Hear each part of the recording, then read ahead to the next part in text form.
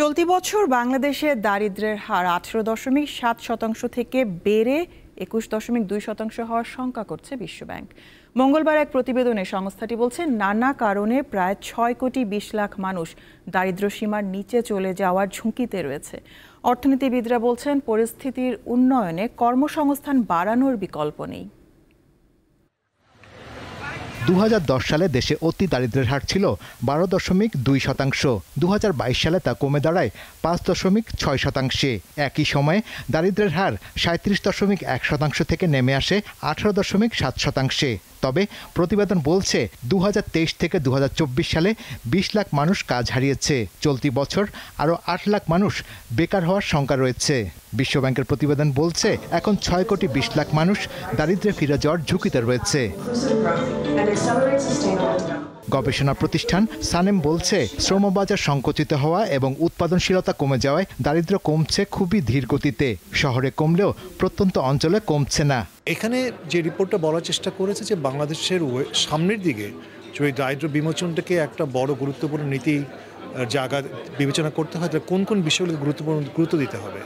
এখানে গুরুত্বের জায়গা দিতে বলা হয়েছে শ্রমবাজারের কথা, কিভাবে তরুণ এবং নারী জনগোষ্ঠী তার অংশগ্রহণ করতে পারে।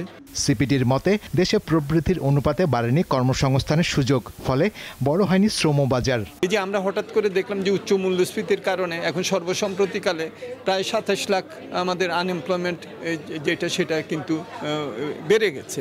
এর মধ্যে 15 লাখ হলেন নারী। সো এই জায়গাগুলোতেই এই যে আমাদের দারিদ্র্য নিরসন হচ্ছে, এটা যে টেকসই যাতে করা যায় সেই দিকটাতে তারা দৃষ্টি আকর্ষণ করেছেন এবং সেখানে উৎপাদনশীলতা, ভালো এডুকেশন, এই প্রশ্নগুলো চলে এসেছে। পিপিআরসি জানিয়েছে, সত্যিকার গণতন্ত্র না থাকায় দারিদ্র্য প্রত্যাশা অনুযায়ী কমছে না। ঘুষ, দুর্নীতি ও হয়রানির কারণে সমাজে বৈষম্য বেড়েছে। গত সরকারের এই বৈষম্যমূলক, দুর্নীতিপরায়ণ, অবকাঠামো কেন্দ্রিক, কর্মসংস্থান বিমুখ যেই এক ধরনের মডেল দাঁড়িয়ে গেছিল, সেখান থেকে সরে আসতে হলে আমাদেরকে এই গণতন্ত্র প্রবৃদ্ধির আলোচনাটাকেও গণতন্ত্রের একটা আলোচনা করে ফেলতে হবে। রপ্তানি বাড়াতে পণ্যের বৈচিত্র্যকরণে নিবিড় আঞ্চলিক সহযোগিতা বাড়ানো দরকার বলে মত দেন বিশ্লেষকেরা। শাহরিয়ার ইমন, দীপ্ত সংবাদ, ঢাকা।